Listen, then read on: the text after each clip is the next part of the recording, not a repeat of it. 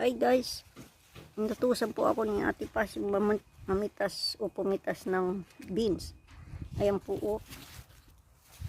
Ayan o. Ang dami malalaki. Dito o may 5. Ayan. Pipitasin po natin. Wala po ang kunting kaya kamay lang.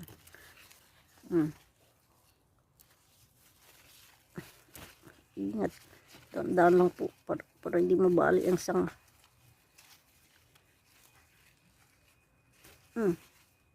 Ayan po. Madami na. Lalaki. Ayan pa. Ito pa. 2 pa ulit. Paunti-unti.